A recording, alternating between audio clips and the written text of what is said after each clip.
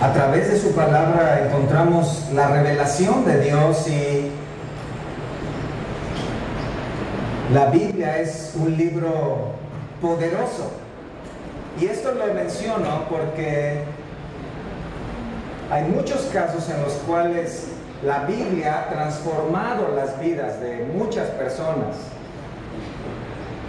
Allá el 10 de noviembre de 1483, Hans y Margaret Luther tuvieron un hijo que fue bautizado el día que se celebraba la festividad de San Martín de Tours. En 1484 la familia se trasladó a otra ciudad donde este hombre Hans trabajaba en unas minas de cobre, y en ese ambiente fue donde se desarrolló el pequeño llamado Martín Lutero. Martín Lutero fue un pequeño que fue desarrollado desarrolló en una educación en la Alemania de aquel tiempo. Su padre quería que él fuera o llegara a ser un funcionario civil que trajera renombre a la familia. Por tal motivo, su padre trabajó con gran esfuerzo para darle a Martín una educación amplia. En 1501, a la edad de 18 años, Lutero ingresó a la Universidad de Erfurt, donde recibió el apodo de filósofo por su tendencia a reflexionar y a filosofar acerca de varias cuestiones. En 1502 Lutero recibió el grado de bachiller, y en 1505 terminó el grado de maestro, recibió una maestría. Su padre le seguía animando a que él estudiara, a que él conociera de las ciencias, y ingresó a la Facultad de Derecho de esta universidad. Pero un día, en 1505, en medio de una gran tormenta, Martín Lutero se encontró a merced de los rayos que estaban cayendo en esa zona, y un rayo cayó muy cerca de él, cerca de la casa de sus padres, y aterrorizado, él gritó: "¡Ayúdame, Santa Ana!". Cuando él vio que libraba su vida en respuesta y en gratitud a la ayuda de Santa Ana, él dijo: "Me haré monje". Y a partir de ese momento, él tomó esta determinación en su vida, vendió sus libros de derecho y entró al monasterio agustino de Erfurt el 17 de julio de 1505. Mientras estuvo en este monasterio desarrollando una vida devota a la religión católica, él se empeñó en tener una vida de buenas obras con el fin de complacer a Dios. Su vida se complicó cuando su énfasis religioso lo llevó a los ayunos constantes, a las flagelaciones, a largas horas en oración, al peregrinaje. Y mientras más y más intentaba agradar a Dios, más se daba cuenta de la insuficiencia que había en él para poder lograrlo. En 1507, Lutero, por recomendación de sus superiores, fue ordenado sacerdote, y en 1508 comenzó a enseñar teología en la Universidad de Wittenberg. Lutero recibió este grado de maestro en teología en esta universidad en marzo de 1508, y en 1512 se le dio el título de doctor en Biblia. Este era un hombre que había alcanzado cierta fama teológica, que podía hablar sobre la religión, sobre Dios, sobre las Escrituras. En 1505 fue nombrado vicario dentro de su orden, quedando a cargo de 11 monasterios. Este hombre estaba alcanzando la fama, la eminencia, se estaba convirtiendo en una autoridad, o se había convertido en una autoridad. Durante esa época Lutero estudió el griego y el hebreo para profundizar en el significado de las escrituras. Obtuvo conocimientos particulares en la traducción de la Biblia judía. Lutero tenía una ansia de obtener un entendimiento profundo de lo que era la voluntad de Dios al estudiar las escrituras. Lutero estaba inflamado por una vocación de entender qué es lo que Dios había revelado. Enseñaba las escrituras, dialogaba sobre las escrituras, debatía sobre las escrituras, escribía sobre las escrituras. Sin embargo, algo sucedía. Lutero no había encontrado el significado de las escrituras para su propia vida. En cierta ocasión, cuando escribió acerca de estos momentos y de estos años de su carrera religiosa y teológica,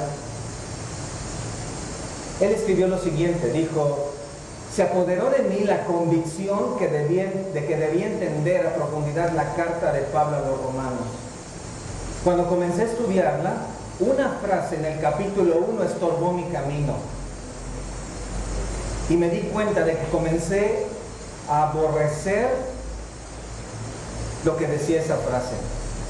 En Romanos 1:17, en el Evangelio la justicia de Dios se revela. Este pasaje enseña que de acuerdo a que Dios es justo, entonces castiga al pecador injusto. Lutero decía que él, viviendo sin reproche como monje, siendo un doctor de teología, sin embargo su conciencia se perturbaba cada vez que iba al libro de Romanos y que se daba cuenta de que él era un pecador. Dijo lo siguiente: yo no podía creer que nada de lo que pensaba, de lo que hacía, le agradaba a Dios. Yo no amaba, dice él, no, yo aborrecía al justo Dios que castiga a los pecadores. Lutero se encontraba en una lucha interna al grado que llegó al punto de aborrecer no solamente a Dios, sino a la revelación de Dios, porque él decía, como si no fuera suficiente que los pecadores miserables están sufriendo sobre la tierra, además pende sobre ellos el juicio de Dios. No puedo creerlo, decía él. Dios agrega dolor al hombre en la tierra, agrega el dolor del Evangelio por amenazarnos con su justicia y su ira. Durante varios meses Lutero estuvo en este debate. En cierta ocasión dejó de dar clases para ir a su cuarto, a su recámara, y luchar en su corazón con esta verdad. ¿Quién es Dios que acaso castiga aún al hombre que ya sufre en la tierra? Al fin, después de varios días y semanas de estar meditando día y noche, en oración y clamando porque Dios le iluminara, por fin, una frase cambió su vida. En el Evangelio, la justicia de Dios se revela. Sí, por fe y para fe, como está escrito, mas el justo por la fe vivirá. Entonces Lutero comenzó a entender que la justicia de Dios sí es como una cuchilla que pende sobre el cuello de cada hombre, pero que entonces Dios había abierto las puertas también del cielo para decir que por medio de la fe se puede vivir, que si bien la justicia de Dios apunta como un arquero al corazón de los hombres para llevarlos a la condenación en cualquier momento, la fe es el salvoconducto que lleva a los hombres a la vida eterna. Entonces, una luz brilló para él. En palabras de Lutero, cito: aquí sentí como si enteramente naciera de nuevo. Aquí sentí como si hubiera entrado al paraíso mismo por las puertas que se habían abierto.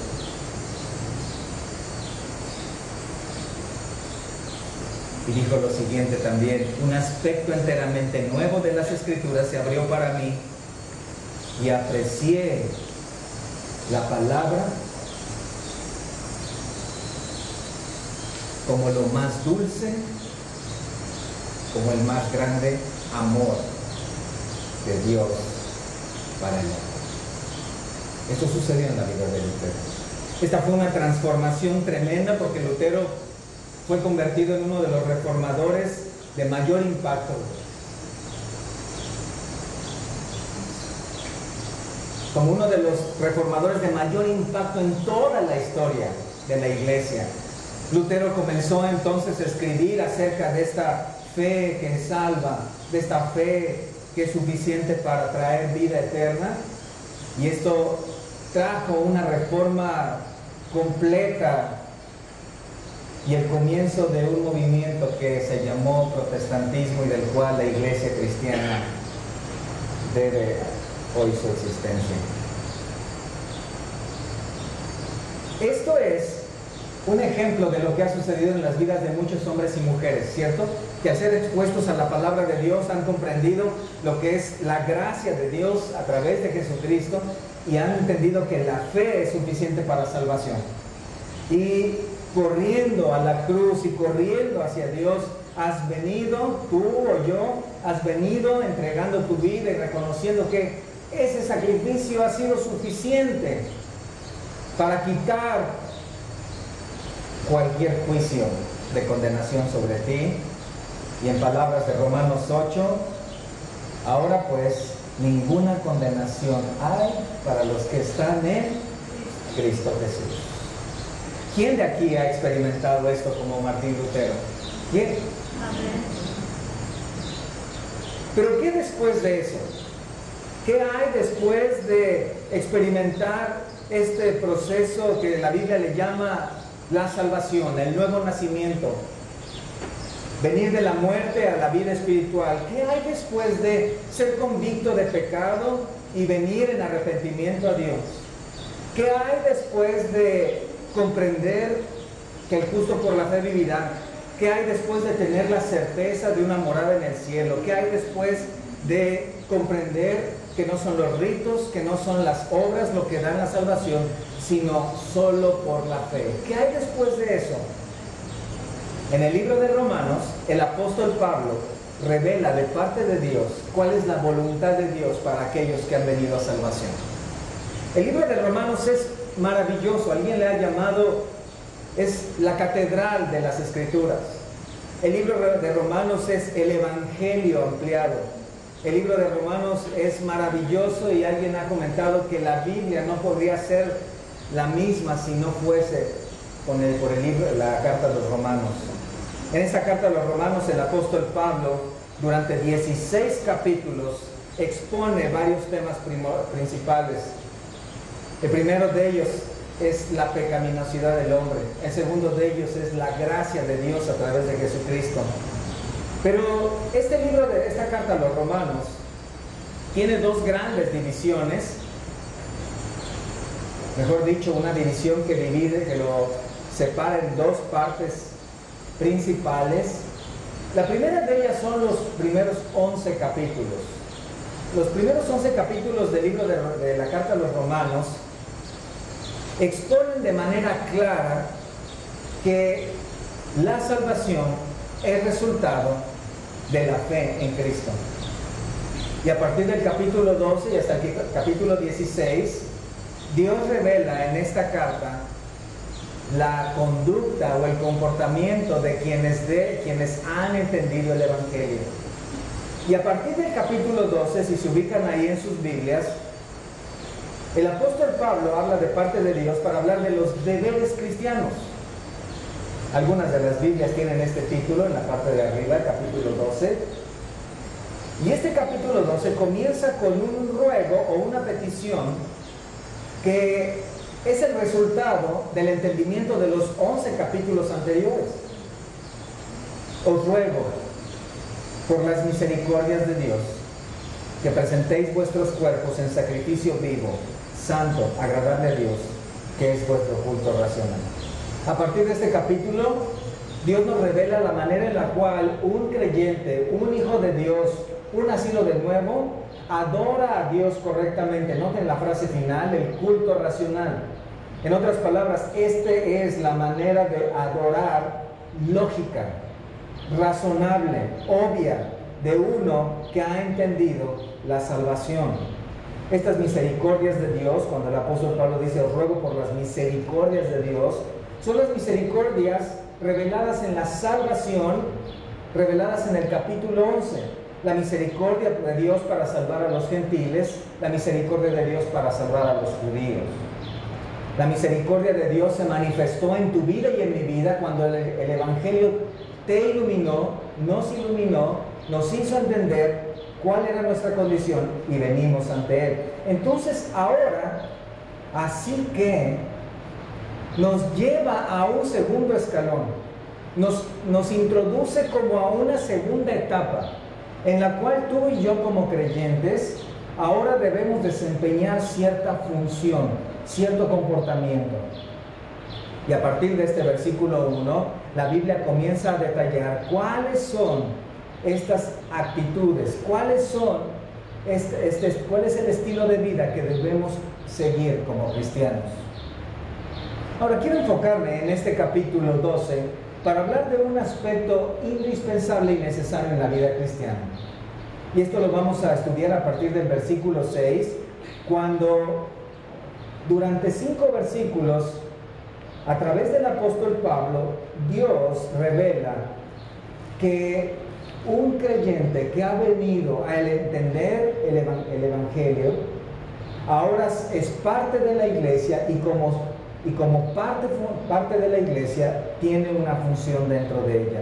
En este sermón me gustaría tocar con ustedes 2 principios fundamentales acerca de la función de un cristiano, y el primero de ellos está en el versículo 6.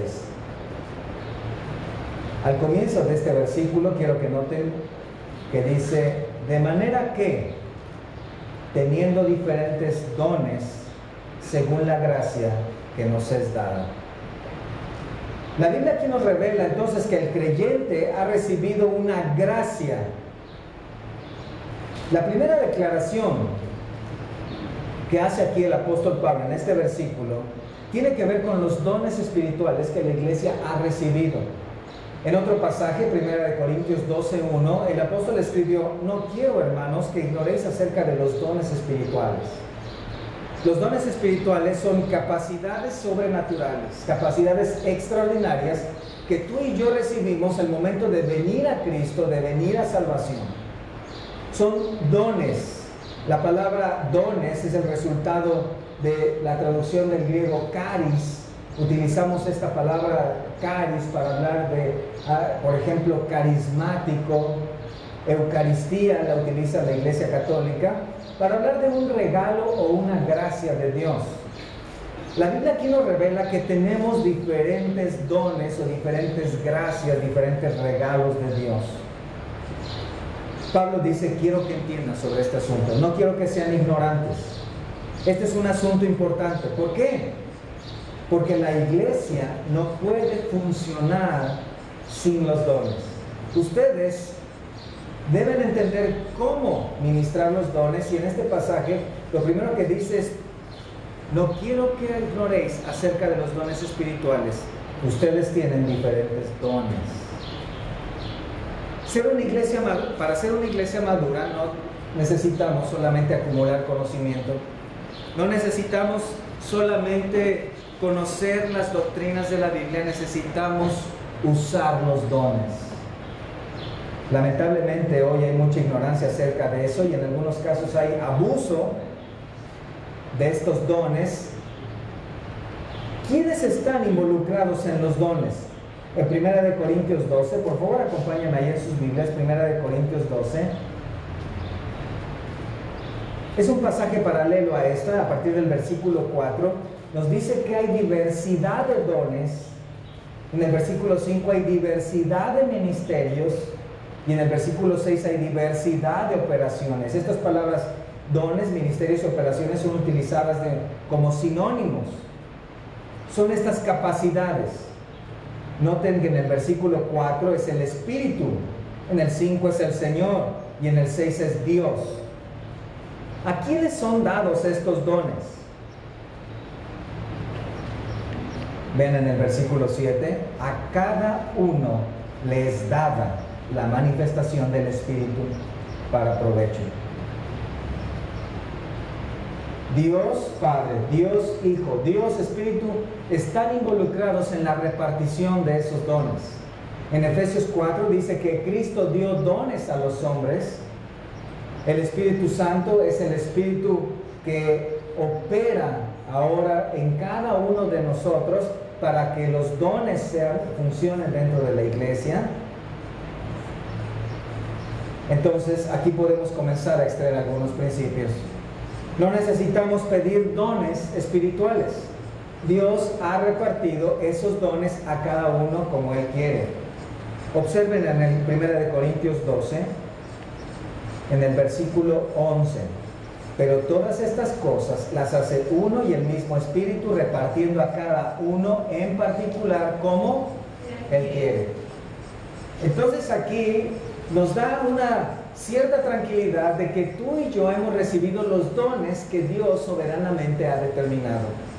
Tú tienes los dones o el don o los dones que Dios ha querido darte, que Dios ha considerado que en su soberanía tú puedes utilizar de una manera adecuada para funcionar dentro de la iglesia.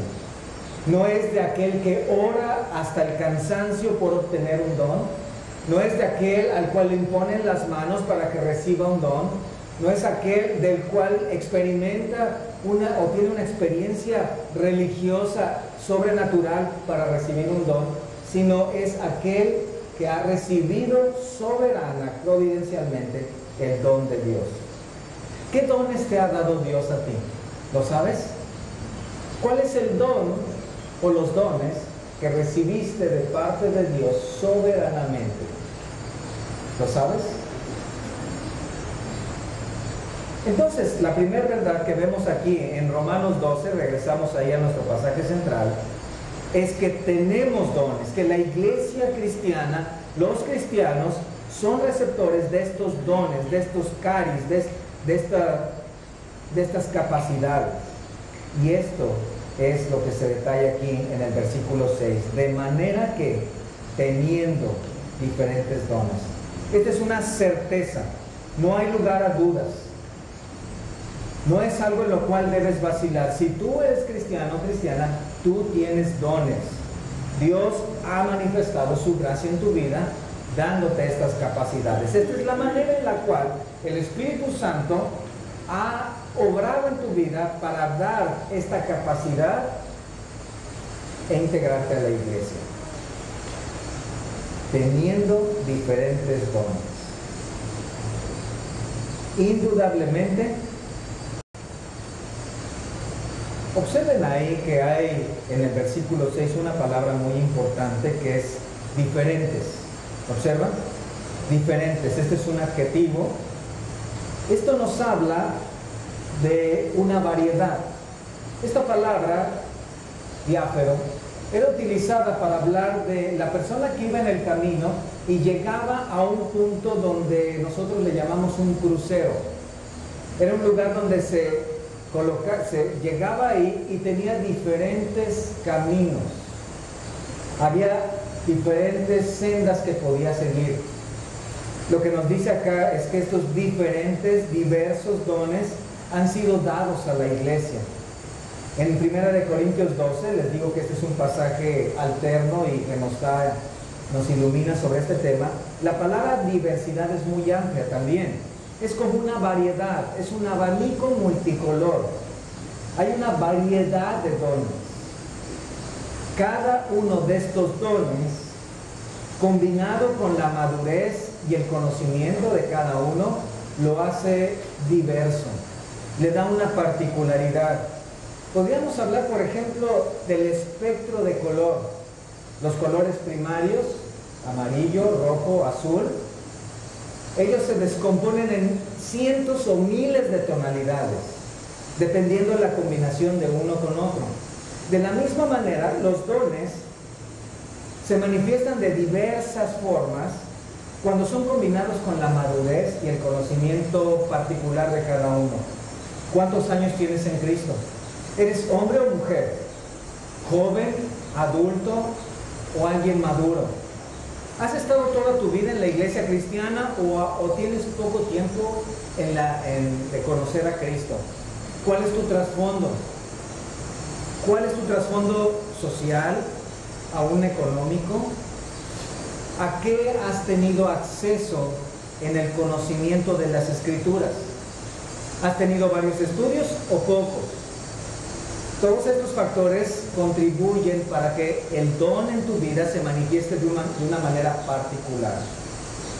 Si regresan a 1 Corintios 12, dice, hay diversidad de dones, hay diversidad de ministerios, hay diversidad de operaciones. ¿Se dan cuenta?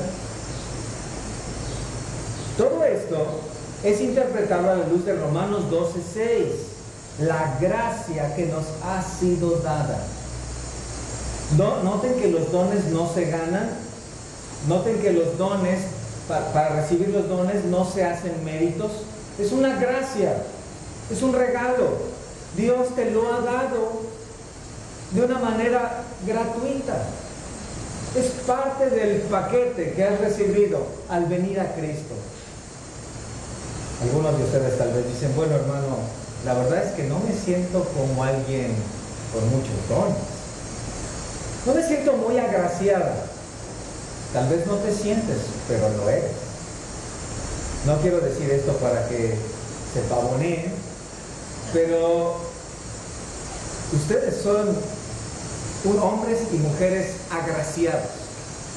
Dios ha manifestado su gracia al darles dones, al darles esas capacidades sobrenaturales, celestiales, espirituales, con las cuales ustedes han sido integrados a la iglesia para funcionar en ella de una manera única. Única. Algunos hermanos en Roma tal vez no entendían muy bien este concepto. La iglesia de Roma se formó no producto de la predicación del apóstol Pablo, sino producto de hombres romanos que allá en Hechos 2 escucharon el Evangelio y regresaron a su lugar de origen en Roma, predicaron el Evangelio y se formó una iglesia. Incluso en Romanos 1, si ustedes observan este capítulo y al comienzo, ahí en el versículo 11, véanlo. En Romanos 1, el apóstol Pablo tenía un deseo de ver a estos hermanos para comunicaros, dice, algún don espiritual a fin de que seáis confirmados. Esta iglesia no se formó de la predicación de los apóstoles, sino de los hombres que escucharon el Evangelio y lo llevaron a esta región. Y cuando en el capítulo 12 Pablo escribe acerca de los dones, él sabía que esto tal vez no iba a ser un concepto bien entendido. ¿Cómo? ¿Cuáles dones? ¿Qué capacidades? ¿Acaso es un tipo de magia? ¿Es un tipo como de poder extrasensorial? ¿Algo así como sacar el conejo de un conejo de un sombrero? Entonces Pablo, de parte de Dios, da una ilustración de lo que significan estos dones, de cómo estos dones están ahí. En el versículo 4 de Romanos 12, esta ilustración es un cuerpo. Y dice lo siguiente: de la manera que en un cuerpo tenemos muchos miembros, pero no todos los miembros tienen la misma función. Pablo utiliza el símil del cuerpo humano para decir así es la iglesia. La iglesia es como un cuerpo humano donde tienes miembros que son muy parecidos, pero no todos tienen la misma función. El dedo de los pies se parecen a los dedos de las manos, pero no tienen la misma función. Los brazos se parecen a las piernas, pero no tienen la misma función. Tal vez tú puedes observar, tú has visto algunas imágenes de ciertos órganos internos. Tal vez dirías, bueno, yo un pulmón lo veo parecido al vaso, pero no tienen la misma función. Una arteria se parece mucho a una vena, pero no tienen la misma función. Cada uno, cada miembro, cada parte del cuerpo tiene una función especial. Hay partes del cuerpo que tienen una función que ninguna otra parte del cuerpo puede sustituir. Vayan a 1 Corintios 12 nuevamente para ver que este símil es utilizado por el apóstol Pablo para explicar esto. Versículo 12. Así como el cuerpo es uno y tiene muchos miembros, pero todos los miembros del cuerpo, siendo muchos, son un solo cuerpo. Así también Cristo. Versículo 14. El cuerpo no es un solo miembro, sino que muchos. Y a partir del versículo 15 comienza a hablar de estos dones, de estas funciones, y dice lo siguiente: si dijera el pie, porque no soy mano, no soy del cuerpo, por eso no será del cuerpo. Si dijera la oreja, porque no soy ojo, no soy del cuerpo, por eso no será del cuerpo. Si todo el cuerpo fuese ojo, ¿dónde estaría el oído? Si todo fuese oído, ¿dónde estaría el olfato? Mas ahora, nuevamente observen, Dios ha colocado los miembros, cada uno de ellos, en el cuerpo, ¿cómo? Como Él quiso.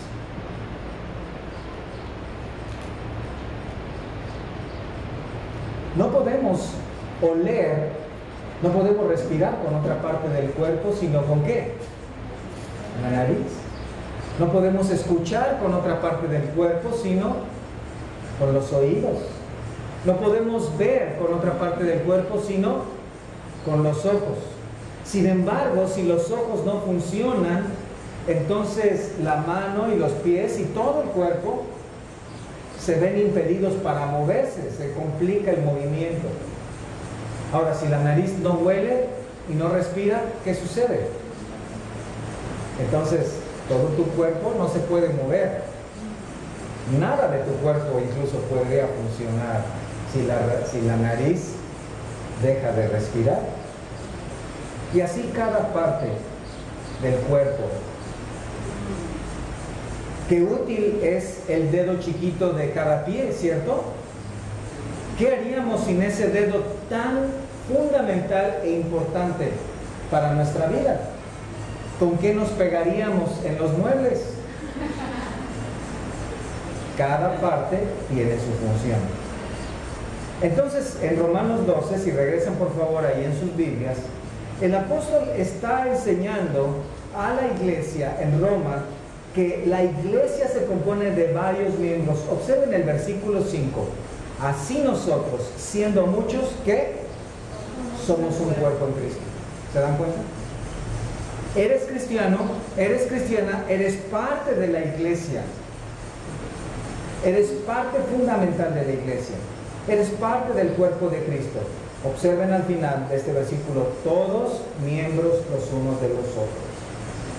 Ahora, aquí entonces tú dices, bueno, ya entendí, ya sé que tengo un don, tal vez no sé cuál es, pero la Biblia dice que tengo un don y yo lo tengo.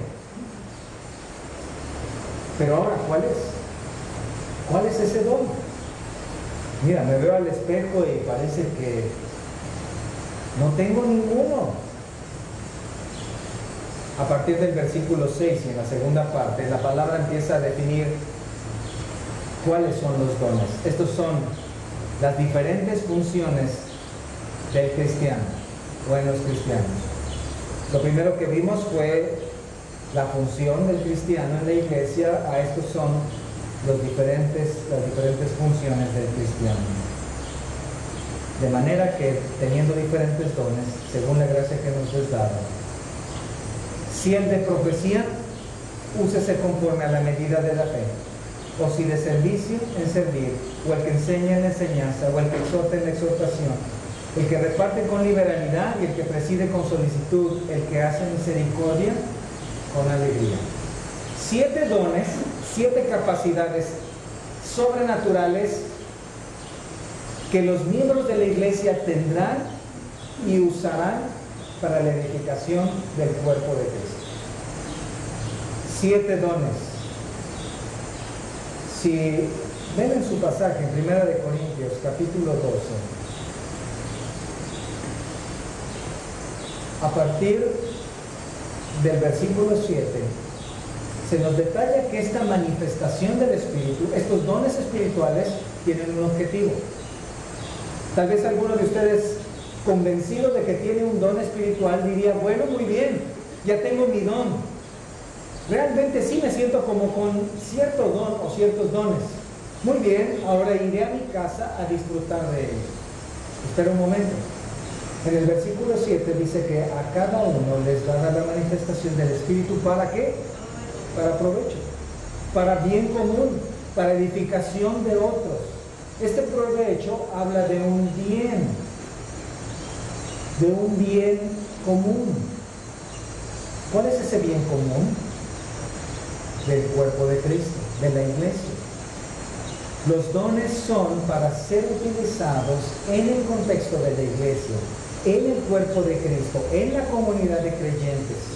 Los dones no son dados para funcionar en lo privado, no son dados para que sean usados en tu recámara, son dados para ser usados dentro del contexto de los hermanos de la iglesia, para provecho. Hablar de un provecho personal sería contrario a todo el propósito de estos capítulos en 1 Corintios 12. En 1 Corintios 12, el propósito es ser una edificación para el cuerpo de Cristo. Vayamos a Romanos 12, por favor. Romanos 12, mientras me viene el don de la voz. Romanos 12. Gracias.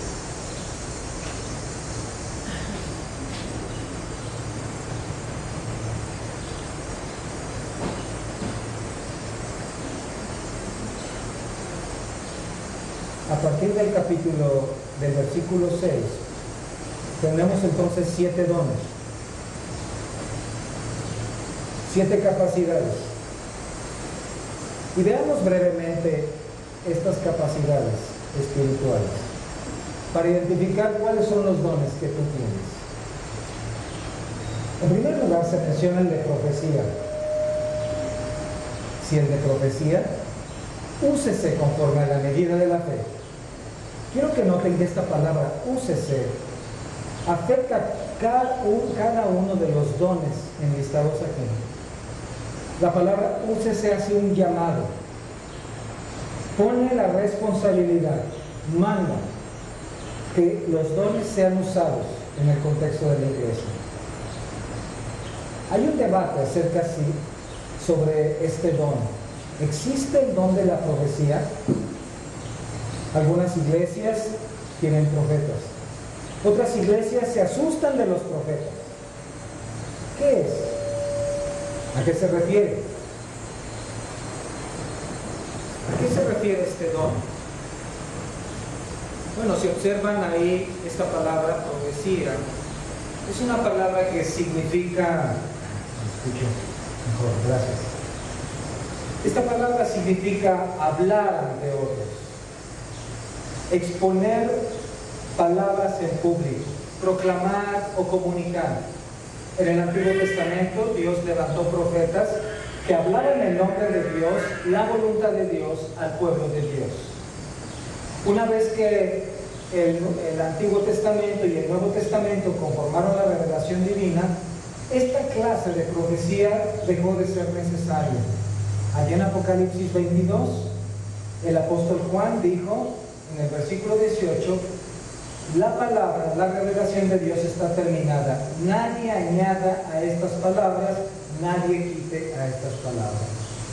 En ese momento y a partir del año 97 después de Cristo, la profecía se convirtió o se limitó a una profecía reiterativa. A partir de ahí, los profetas que hablaron ante otros reiteraban la voluntad de Dios contenida ¿dónde? En las Escrituras. Esta palabra, profecía, fue utilizado como un don revelatorio y un don reiterativo durante el primer siglo. Ahora este don se ha quedado limitado a una reiteración, a un hablar en público. Dios utiliza ahora a los pastores, a los maestros, a los evangelistas con este don para exponer la palabra de Dios, para reiterar los principios de Dios contenidos en las Escrituras. En el Nuevo Testamento la profecía fue vital. Los profetas fueron parte fundamental de la vida cristiana. Algunos ejercitaron el don de profecía recibiendo esa revelación, como Pablo en estas cartas a los Corintios, en estas cartas a los Romanos, en esta carta a los Romanos. Otras veces reiteraron una enseñanza del pasado. En 1 Corintios 12 lo que estamos viendo es una reiteración de la carta a los romanos. Vayan por favor a 2 de Pedro, capítulo 1, versículo 21. En este pasaje el apóstol Pedro nos revela que la profecía nunca fue dada jamás por un acto de voluntad humana, sino que hombres inspirados por el Espíritu Santo hablaron ¿qué? De parte de Dios. Este es el don. ¿Cómo sabes si tú tienes este don? ¿Cómo sabes si tú has sido llamado para funcionar con este don? El término profeta se oye muy rimbombante. ¿Yo, un profeta de Dios? Bueno, ya te dije que la profecía tiene que ver con hablar la voluntad de Dios, contenida en las Escrituras y reiterada por tu boca. Noten ahí en 2 de Pedro 1:21 que estos hombres fueron inspirados, dirigidos por el Espíritu Santo, pero hablaron de parte de Dios. Esto tiene que ver con hablar las Escrituras. Es lo que estamos haciendo en este momento. Profetizar es reiterar lo dicho por Dios, ¿en dónde? En su palabra. Es la predicación de la palabra. Es un don. En 1 de Pedro 4, vean conmigo, 1 de Pedro 4, pero ahora vean el versículo 10, cuando dice, cada uno, según el don que ha recibido, ministrelo a otros, como buenos administradores de la multiforme gracia de Dios. Y observen, si alguno habla, ¿qué? Hable conforme a las palabras de Dios. ¿Qué te parece? El don de profecía entonces no se trata de traer cosas nuevas a la Biblia. Eso demerita la revelación escrita. Eso hace que la Biblia se vea como algo insuficiente. Dado que la Biblia no tiene la revelación que me está diciendo un supuesto profeta, entonces la Biblia se vuelve limitada para mí. No. Si alguno hable, dice, hable conforme, de acuerdo a las palabras de Dios. Esta es la profecía actualmente.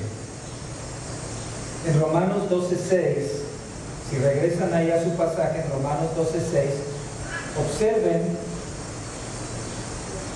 que este don de profecía, 12:6, que este don de profecía debe ser usado conforme a la medida de la fe. En otras palabras, este don de profecía va siendo usado conforme a lo que Dios está dando a la persona que lo tiene. La persona que utiliza este don después de algunos años de cristiano, 5 o 6 años de cristiano, lo usará de acuerdo a la medida de conocimiento que ha recibido hasta ese momento. En otras palabras, el don de profecía no tiene que usarse hasta que se conozca absolutamente todas las doctrinas y se tenga todo el conocimiento de cada uno de los versículos de la Biblia. Tal vez tú puedes tener esta clase de don, puedes ser un maestro en escuela dominical. Puedes tener un mayor conocimiento, una mayor medida, y puedes ser un maestro un maestro de un grupo de discipulado. Y esto puede llegar hasta ser un maestro en un seminario teológico, por ejemplo. Es un don que puede manifestarse en diversas maneras. Hay un segundo don, y aquí entramos al versículo 7. Este es el don de servicio. Este don de servicio es también mencionado en 1 Corintios 12:28 como las ayudas.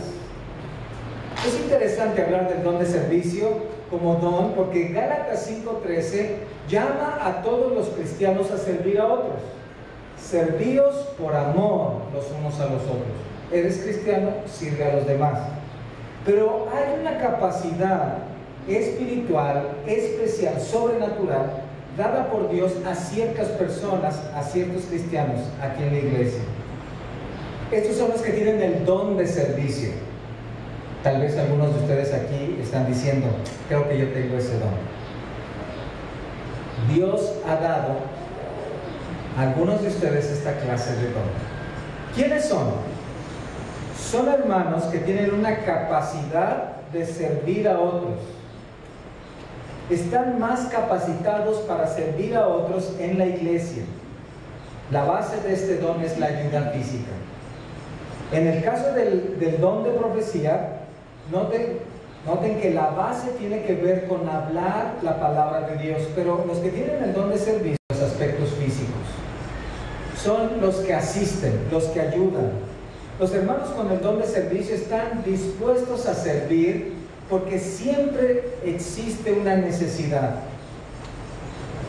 Tal vez tú dices, bueno, ¿y cómo puedo darme cuenta de que tal vez tengo este don? Son personas que buscan la oportunidad de servir. De una manera providencial, Dios les deja ver esta necesidad. Llegan a la iglesia y comienzan a darse cuenta de que hay aspectos, áreas, personas con ciertas necesidades. Y estos hermanos tienen no solamente la disposición, sino tienen una capacidad para tratar de suplir esa necesidad. Algunos de ustedes, muchos de ustedes tienen este don. Un ejemplo de esto, vayamos a la palabra a Hechos capítulo 6. Observen lo que estaba pasando ahí en la iglesia. Hechos 6.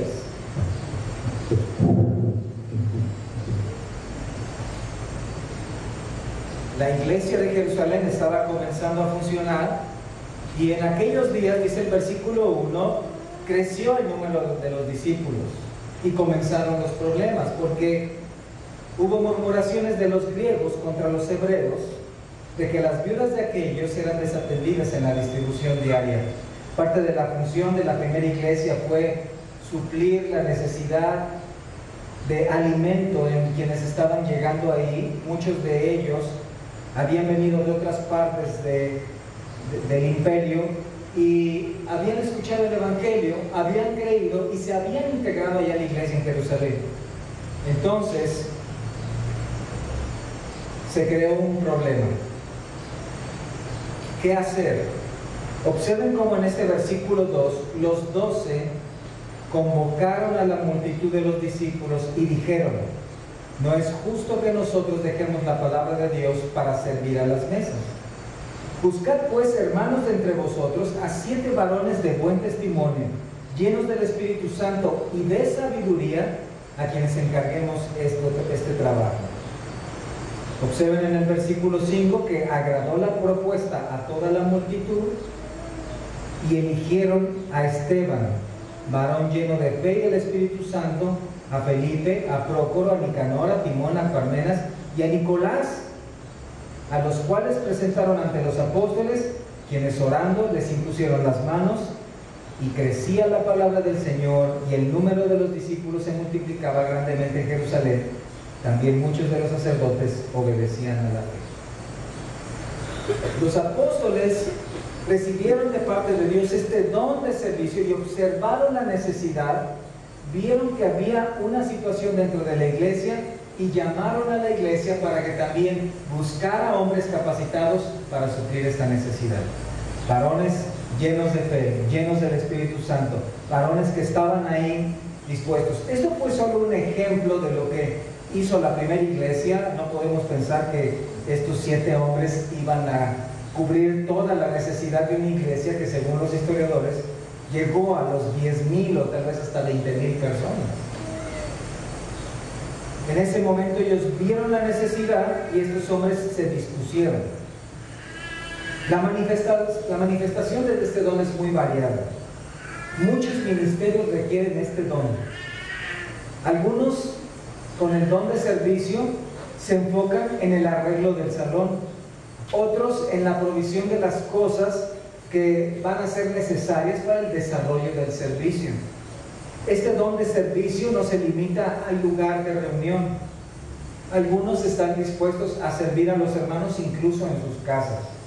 Llevar tal vez un poco de alimento a las familias necesitadas. Algunos que están dispuestos a servir y que tienen este don, combinan sus capacidades personales, sus habilidades y aún sus profesiones para servir a la iglesia, para cubrir necesidades. ¿Tienes un don de servicio? Entonces tienes un corazón que puede observar necesidades. Tienes un corazón que puede ver, en algunos casos, necesidades fundamentales en el cuerpo de Cristo. Piensen, por ejemplo, en este momento. ¿Quién puso las sillas donde están sentados? ¿Quién conectó el sonido donde ahora para que podamos escuchar? ¿Quién prendió los ventiladores? ¿Quién dispuso que este área estuviera limpia para poder recibir la palabra de Dios? ¿Alguien tiene el don de servicio que lo combina con su habilidad para tocar algún instrumento y guiarnos en la alabanza? ¿Quién tiene ese don de servicio que está dispuesta semana a semana para disponer material, libros, CDs, predicaciones para la iglesia? ¿Alguien manifiesta su don de servicio preparando boletines, teniendo cierta disposición también para llamar a los hermanos durante la semana, para preguntar por ellos? Ese don de servicio regularmente responde cuando hay emergencias. Es como cuando estás en tus actividades diarias y de repente vas caminando y ¡paz! Un golpe en el codo, por ejemplo.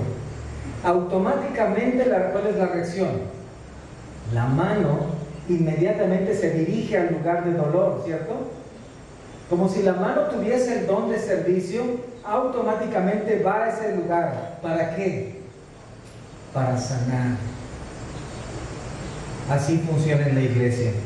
El don de servicio es esencial. Imagínense si el don de servicio estuviera ajeno en nuestra iglesia. Nadie dispuesto a servir, nadie deseando servir, todos esperando ser servidos. En la iglesia hay incontables oportunidades para desarrollar este don.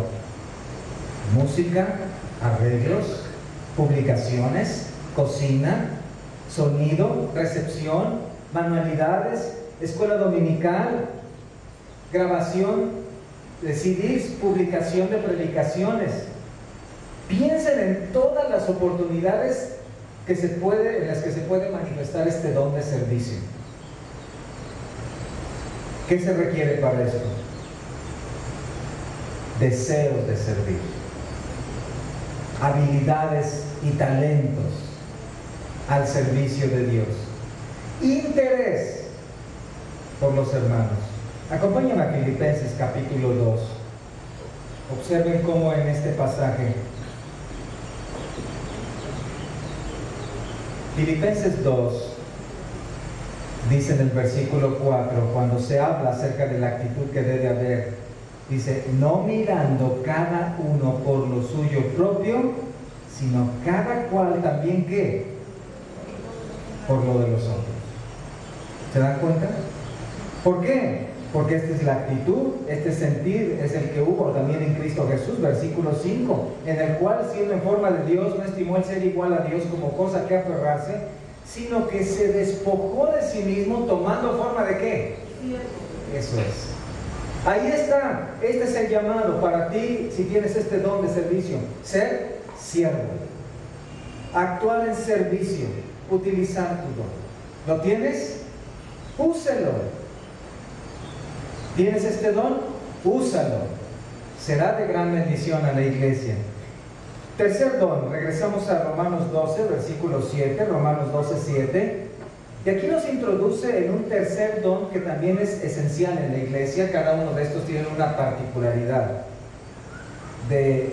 Son necesarios en la iglesia. Y cada uno tiene una función especial. El que enseña en la enseñanza. Es un don especial en la iglesia, ya que es el don del alimento. Es el don de la comida, pero de la comida espiritual. Este don alimenta a la iglesia. Este es el don que tenía el Señor Jesús. Es interesante. El Señor ninguna vez fue llamado predicador, ninguna vez fue llamado evangelista, 50 veces fue llamado maestro. Él enseñaba acerca del reino de Dios. El joven rico le dijo: maestro bueno, has venido de Dios como maestro. Este don es esencial en la iglesia. ¿Pueden imaginar una iglesia sin enseñanza? ¿Una iglesia sin doctrina? ¿Una iglesia solo alabando? ¿Una iglesia solo conviviendo? Lo primero sería una fiesta, lo segundo sería un club social. Es necesaria la enseñanza de la palabra de Dios. Una persona sin doctrina no sabe qué creer, cómo actuar, cómo obedecer al Señor. Una iglesia sin enseñanza sería como un auto muy potente con un gran motor sin gasolina. No funciona. ¿Qué hace? Te sentarías aquí en tu silla y dirías: bueno, ¿y ahora qué hacemos? ¿Qué se te ocurre a ti? ¿Qué se te ocurre a ti que hagamos? La iglesia necesita enseñanza. Acompáñame a Hechos 20. Hechos 20.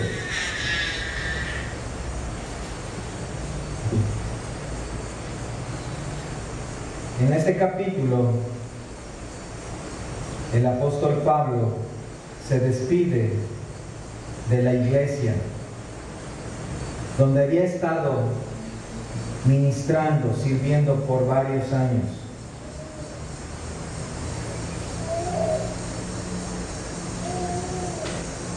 Y dice en el versículo 18, vosotros sabéis cómo me he comportado entre vosotros todo el tiempo, desde el primer día que entré en Asia, sirviendo al Señor con toda humildad y con muchas lágrimas y pruebas que me han venido por las acechanzas de los judíos.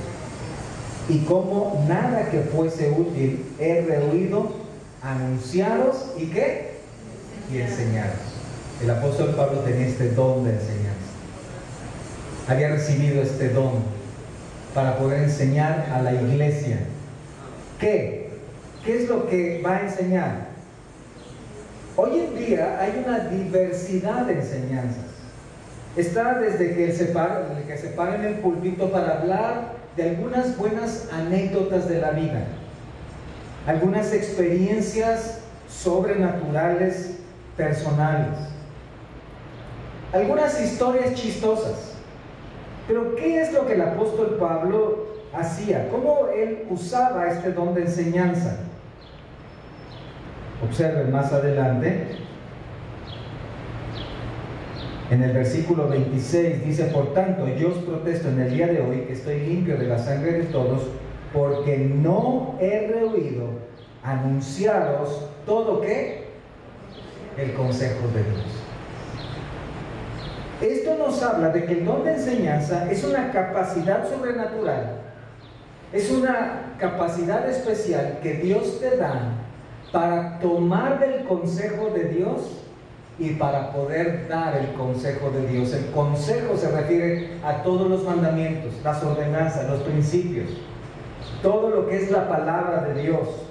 Quienes tienen este don tienen un corazón que es como una gran presa que quieren llenar con el consejo de Dios. Y así como las presas tienen unas compuertas. ¿Para qué se abren las compuertas de las presas? Para proveer de agua a las poblaciones. Las presas tienen la función de recibir el agua de la lluvia de otros lugares para guardarla, para juntarla y dosificarla de acuerdo a la necesidad. Una persona que tiene un don de enseñanza es una persona que continuamente está aprendiendo. Le encanta estudiar la palabra de Dios. Se deleita en poder profundizar en las doctrinas. Se deleita en Cristo y su palabra y está continuamente allí.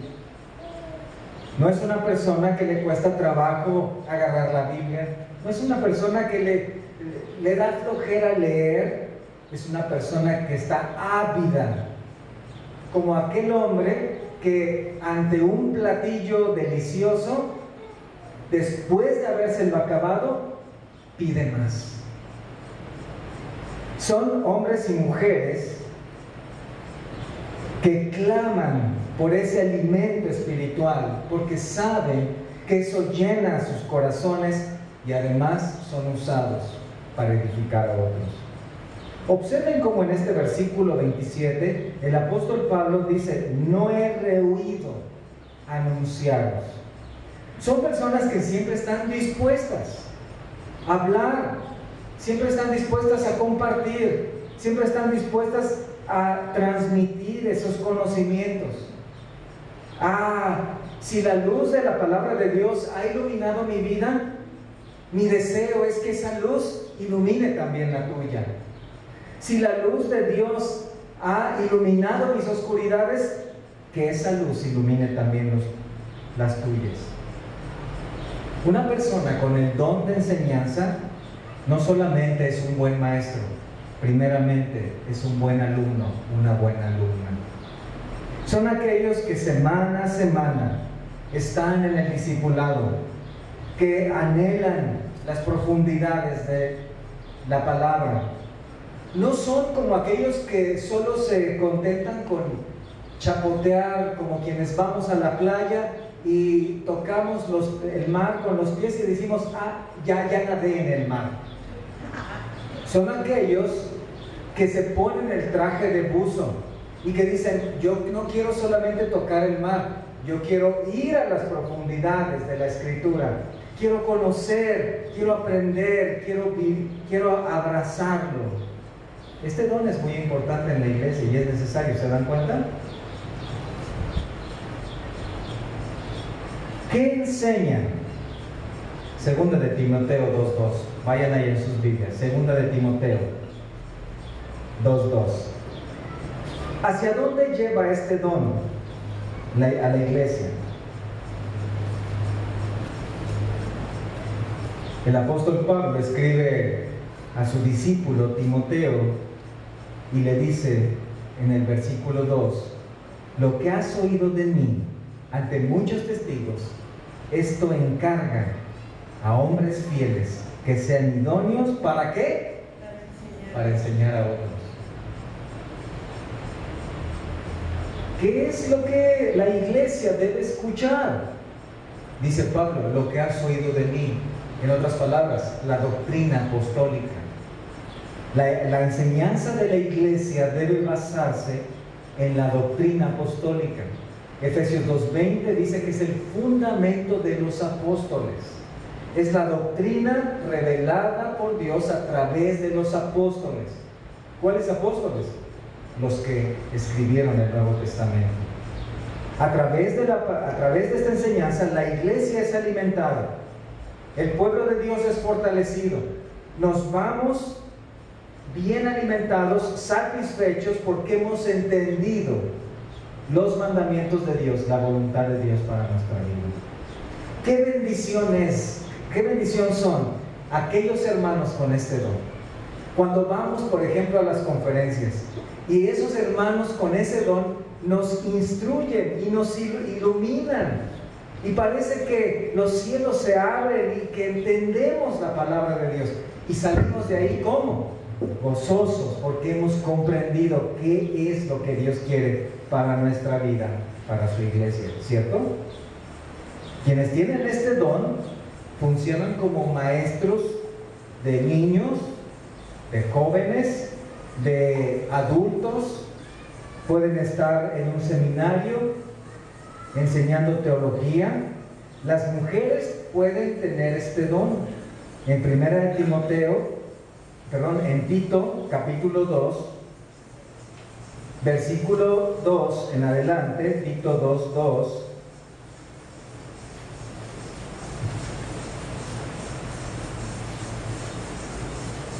Habla que los ancianos sean sobrios, serios, prudentes, sanos en la fe, en el amor, en la paciencia.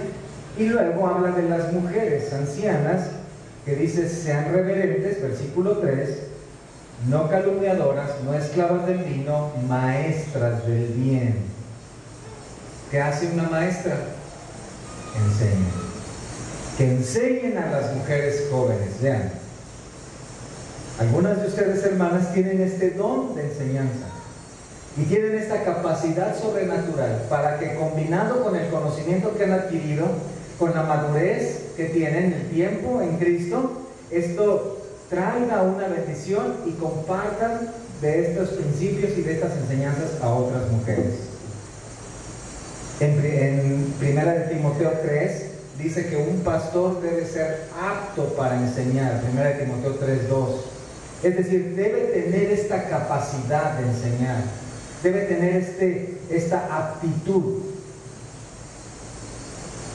debe estar llamado para enseñar. ¿Qué es lo que hace principalmente un pastor? Enseña, alimenta al rebaño, cuida la sana doctrina en la iglesia, estudia, comprende, obtiene de la palabra de Dios los principios y los transmite a la iglesia. Cristo continuamente condenó a los fariseos porque, aunque ellos eran maestros de la ley, ellos decían algo pero no lo hacían, y les llamó ¿cómo? Entonces, ser maestro en la iglesia no solamente requiere estar conociendo de la palabra de Dios, sino tiene que ver con también tener un cuidado personal propio para no caer en esta actitud. Por eso es que en 2 Timoteo 2:2 dice el apóstol Pablo: esto que has aprendido de mí, enséñalo a hombres que idóneos, adecuados. Cuando tú estás armando un rompecabezas, tienes una pieza que es idónea para un lugar. Ninguna otra pieza encaja ahí. Tiene que ser esa pieza, es idónea. Entonces, estos hombres o estas mujeres deben desarrollar ciertas características para desarrollar este don.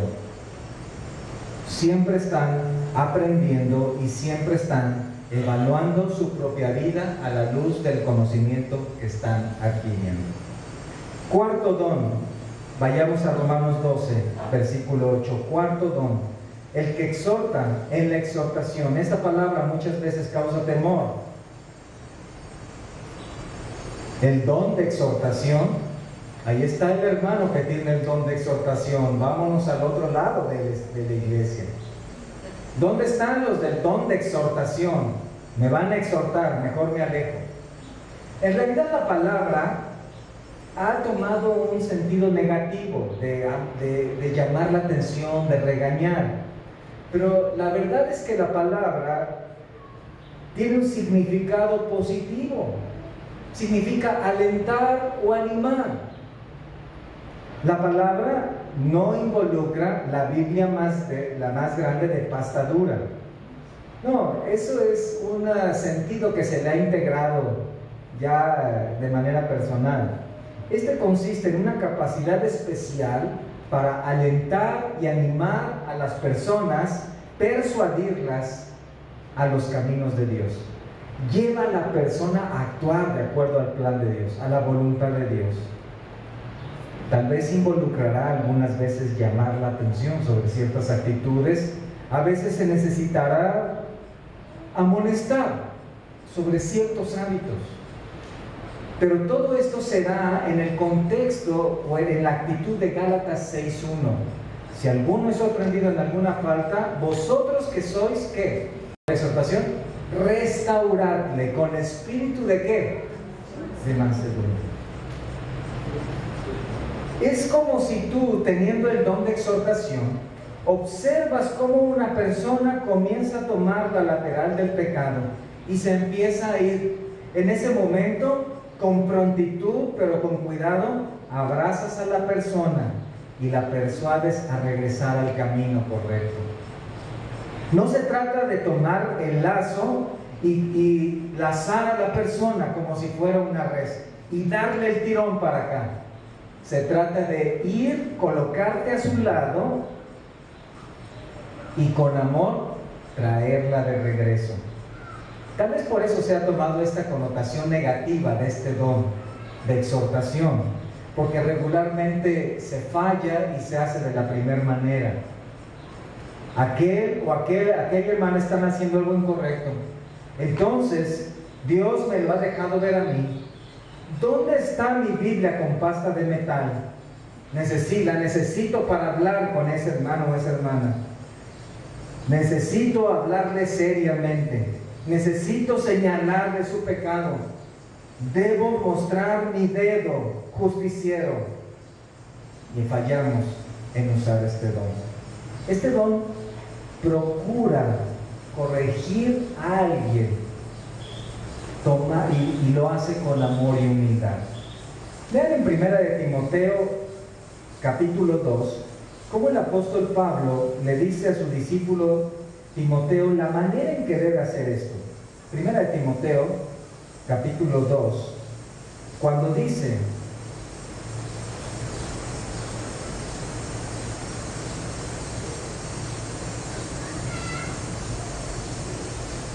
comenzando ahí en el versículo 1, dice: exhorto ante todo a que se hagan rogativas. Vean, hay una exhortación. Pablo está exhortando a Timoteo y a toda la iglesia en Éfeso a que oren, rueguen, oren, pidan, den gracias por todos los hombres, por los reyes y por todos los que están en eminencia, para que vivamos quieta y reposadamente en toda piedad y honestidad. Noten esto: porque esto es bueno y agradable delante de Dios nuestro Salvador. ¿Te das cuenta? Mira, si tienes el don de exhortación, pon mucha atención en eso. Este es un don que se acerca a otros, anima y le dice: mira, haz esto porque esto es bueno delante de Dios. Esto agrada al Señor. ¿Te das cuenta? No es decir, mira, tienes que hacer eso porque a mí no me parece. No. No lo vuelvas a hacer porque no me agrada lo que estás haciendo. Pablo dice: esto es bueno y agradable delante de ¿quién? El que tiene el don de exhortación necesita ver bien, necesita ajustar bien su graduación para decir: ¿acaso estoy viendo bien? ¿No será que tal vez estoy viendo mal? ¿Necesito limpiar mis propios lentes? A lo mejor me estoy imaginando cosas. Y mediante el estudio de la palabra, del conocimiento de la palabra, mediante la palabra, ajusta su graduación, limpia su vista y dice: a ver, sí estoy viendo bien. Entonces ahí actúa, responde a esto, pero lo hace desde la perspectiva de agradar y hacer lo correcto delante de Dios. Tal vez tú tienes este don de exhortación. Oído con esto: exhortación no es igual a policía espiritual. Exhortación no es igual a judicial espiritual. ¿Sí? Este don, como los demás, enfoca en la necesidad de otros. Ustedes, hermanas, hacen algo con su cuerpo muy relacionado con esto. Seguido lo hacen. Cuando de repente se dan cuenta que sus uñas como que están tomando un camino disparejo, ustedes toman una lima. Pero no toman la lima y agarran a golpes a las uñas. Toman una lima y con cuidado ustedes comienzan a limar las asperezas, ¿sí o no? Y a veces sacan otros instrumentos y comienzan a dar forma y la pintan. Y yo recuerdo como mi esposa, mi madre, ellas toman y con mucho cuidado y dicen: no me toques ahorita porque mis uñas te acabo de pintar. Entonces, pero lo hacen con sumo cuidado. No dicen: bueno, esta uña está creciendo media mal, agarran las pinzas y ¡pah! Ya, se acabó. Así no funciona el don de exhortación. Y si corremos al hermano de la iglesia, no. El don de exhortación no tiene como propósito arrancar las uñas, sino limarlas, corregirlas, quitarle las cosas que estorban, pintarlas, protegerlas, para que se dirijan al lugar donde deben, como deben crecer. Ese es el don de exhortación. Se interesa en la necesidad espiritual. El don exhorta y es indispensable en la iglesia para corregir nuestra vida, la de todos. Esta es parte de las bendiciones de tener varios pastores, por ejemplo. En algunas ocasiones, un pastor a otro pastor lo exhorta, lo anima. En otras ocasiones, el otro pastor exhorta al otro pastor. ¡Qué bendición! ¿Cierto? Cuando en ocasiones es difícil que una oveja se acerque con el pastor a exhortarlo, sí puede otro pastor acercarse con otro pastor. Es parte de las bendiciones de Dios. ¿Tienes el don de exhortación? Úsalo. ¿Pero cómo? Con amor, con humildad y sabiduría. Quinto, el que reparte, versículo 8, el que reparte con liberalidad. Es el don de dar. Dar de una manera particular, con generosidad. ¿Quiénes tienen este don? Regularmente se asocia con quienes tienen recursos materiales. En algunas ocasiones, Dios de una manera providencial da de una manera abundante a algunos de ustedes para que ustedes den. Dios te utiliza como un canal de bendición. Y mientras más das, más Dios te da. Algunos de ustedes son así. Dios se agrada de aquellos que dan generosamente. Lo leemos continuamente en 2 de Corintios 8, ¿verdad? Cuando dice que Dios ama al dador, ¿qué? Alegre. Pero algunos de ustedes tienen esta capacidad sobrenatural y dan de una manera desprendida, continua. No significa que todos los que tienen este don deben tener recursos ilimitados, cuentas abultadas. Algunos de ustedes tienen pocos recursos, pero tienen este don, y lo poco o lo mediano que tienen lo utilizan para bendición de otros. Son ejemplos vivos de lo que dice Hechos 20:35. Más bienaventurado es dar que recibir. Te gozas en ello, te encanta dar a otros, quieres dar, y tu deseo por tener más recursos o cosas o comida es para poder dar más. Dios ha dado a algunos esta capacidad. Allá en Hechos 4:34, en Hechos 4:34 vemos un ejemplo de esto, cuando dice lo siguiente: así que no había entre ellos ningún necesitado, porque todos los que poseían heredades o casas las vendían y traían el precio de lo vendido y lo ponían a los pies de los apóstoles, y se repartía a cada uno según su necesidad. ¿Observa? El que tiene el don de dar tiene también tiene la capacidad de dar. Pero ¿qué significa esta capacidad? Es una capacidad de ver ¿qué? la necesidad. Ven la necesidad y dicen, ¿cómo puedo ayudar? Tal vez no tienes todos los recursos, pero tal vez tu corazón dispuesto y generoso, combinado con tu capacidad tal vez administrativa, hace que busques esos recursos en otros lados para poder dar. Estos son hermanos que tal vez están buscando cómo ayudar a familias necesitadas. Hay personas, por ejemplo, que de cuando en cuando van y buscan esta comida, estos recursos, por ejemplo, en restaurantes. Llegan y piden lo que sobra de la comida en los restaurantes. Algunas verduras que ya no pasan la calidad ahí para el restaurante, toman esta comida y la llevan a orfanatos, la llevan a casas hogares, preparan alimento con esa comida y lo llevan a zonas necesitadas. Tienen el don de dar, buscan cómo dar. ¿Tienes este don? Úsalo. Úsalo. Tal vez estás pensando, oye, ¿qué hago con todas esas cosas que tengo? ¿Qué hago con ese dinero que Dios me ha dado? Ahora es tan difícil pensar en eso, ¿verdad? Uno se parte la cabeza porque no sabe qué hacer con el dinero. Bueno, si es tu caso, tal vez tienes este don de dar.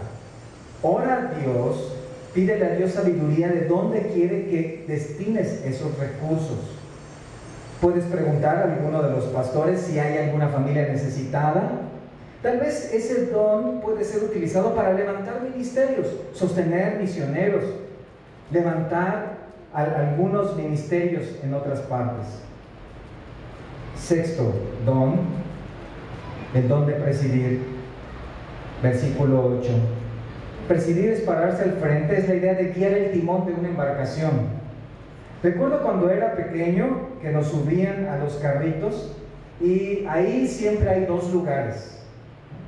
Entonces como que siempre hay alguien que dice, yo manejo. Y se subía al carrito y usaba el volante. Estos hermanos tienen esta capacidad y esta habilidad para ponerse al volante, para guiar. Tiene que ver con gobernar. Es una cualidad especial de Dios dada a los hombres en el liderazgo de la iglesia. Es un requisito en 1 Timoteo 3, versículo 4 y 5, cuando dice que aquel que no sabe gobernar su propia casa, ¿cómo va a qué? A presidir o a gobernar la iglesia. Este don consiste en esta capacidad para dirigir. ¿Quiénes tienen este don? Quienes pueden llevar a la iglesia a puerto seguro en medio de muchos peligros. Imagínate, por ejemplo, que eres el capitán de una embarcación. Tienes la encomienda de llevar el barco de un puerto a otro. Te enfrentas a varias dificultades. Hay tormentas marítimas, hay arrecifes, si estás en la zona cerca de los polos nortes, te vas a encontrar con icebergs, hay otras embarcaciones, puedes encontrarte con algunas plancton o algunas concentraciones de algas que pueden enredarse en los motores y obstruirlos. Debes tener la pericia, debes saber cómo llevo el barco allá. Espiritualmente también sucede así. ¿Qué doctrina puede dañar a la iglesia? ¿Qué puede desviar el correcto funcionamiento? ¿Puede haber algún otro peligro para la iglesia? Este don es importante, ¿se dan cuenta? Este don tiene una capacidad para ver el peligro espiritual y dar la vuelta. No son quienes le dan el timonazo, no son quienes dan el volantazo, sino que con pericia y sabiduría poco a poco lo van moviendo, como lo haces cuando manejas, para dar la vuelta en la curva. No puedes dar el volantazo a 100 kilómetros por hora, el coche se va a voltear. Séptimo y último don, en Romanos 12:8, el que hace misericordia, ¿cómo? Con alegría. Esta es otra especialización del don de ayudar. ¿Qué es? Esta es una capacidad especial para aliviar la situación de calamidad. Es decir, hay un dolor, hay un desastre, hay una ansiedad. El don de misericordia se acerca y abraza. Es un don de cercanía. Es un don que se duele del dolor ajeno, se acerca y da consuelo. Los que tienen este don de misericordia, si tú lo tienes la capacidad para llorar con los que lloran. Tienes palabras adecuadas en el momento adecuado. Si tú llegas, por ejemplo, con una persona que está enferma y le preguntas, ¿qué te pasa? Y la persona que está ahí dice, es que tengo un gran dolor. Y tú dices, bueno, todos en algún momento sentimos dolor. Tú no tienes el don de misericordia. Bueno, muchos enferman. ¿Alguna vez te tenías que enfermar? No tienes el don de misericordia. El don de misericordia alienta, anima. En los momentos difíciles se duele y aún llora.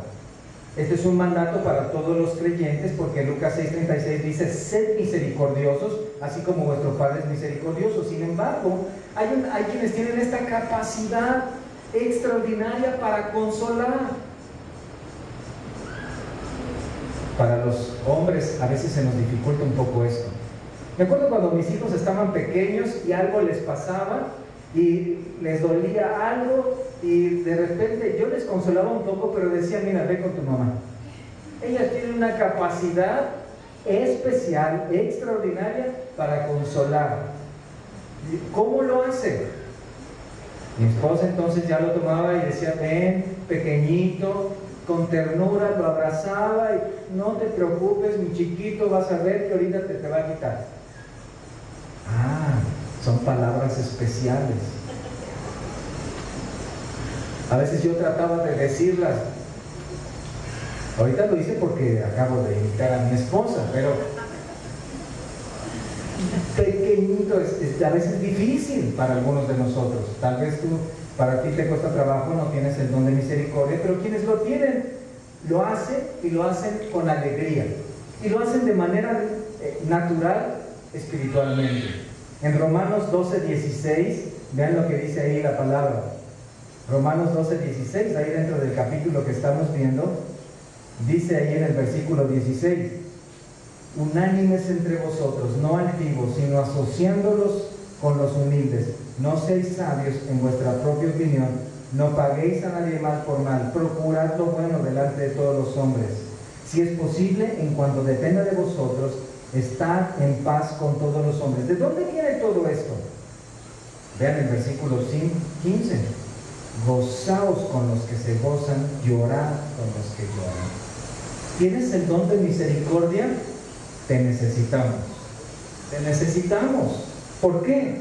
Porque ¿quién en la iglesia no sufre alguna vez? ¿Quién en la iglesia no se duele alguna vez? ¿Quién no ha perdido a un familiar y que en ese momento está en gran dolor? ¿Quiénes no vinieron hoy porque están en sus casas a causa de una enfermedad? Necesita que le llames, necesita que le hables, que la abraces, que le animes, que le alientes. En la iglesia siempre hay personas atribuladas que requieren una palabra de aliento. Échale ganas, ánimo, no te desvíes, estoy contigo, vamos a orar, persevera, el Señor está con nosotros. Este don está relacionado con la compasión y el ánimo. ¿Tienes ese don? Úsalo. Hermanos, usemos nuestros dones, sirvamos a nuestro Dios, Él es nuestro Salvador. Usemos lo que Dios nos ha dado para edificar su iglesia. Y que seamos una iglesia que tal vez digas, bueno, solamente somos como 60. Sí, pero que hay ahí 60 dones funcionando como una gran maquinaria con 60 engranes que están haciendo la obra de Dios. ¿Quieres comprometerte para usar tu don? Vamos a orar, vamos a pedirle al Señor nos bendiga en este propósito.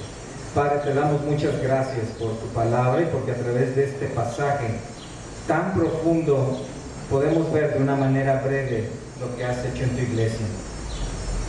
Te pido, Señor, y te rogamos, porque hagas de nosotros, Señor, una iglesia activa en los dones. Mueve, Señor, por favor, nuestros corazones para trabajar en los ministerios que quieres.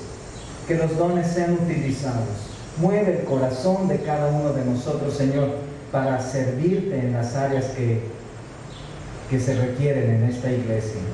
Levanta, Señor, aquí a los hombres, a las mujeres que tú has capacitado con estos dones, para que se abran oportunidades de ministerio, para que sirvamos con un corazón humilde, lleno de amor y de compasión por los demás. Haz de nosotros esta iglesia, Señor, que no caigamos en una actitud estática, pasiva, indiferente, que no seamos egoístas, pensando solamente en nosotros. Señor, si hemos caído en esto, levanta nuestros corazones para verte a ti, ver tu obra en nuestra vida y funcionar como una iglesia con los dones que nos has dado. Te lo pedimos y te damos gracias por esto en el nombre de Hijo Jesucristo. Amén. Alabemos al Señor, que el don de servicio y alabanza nos guíe.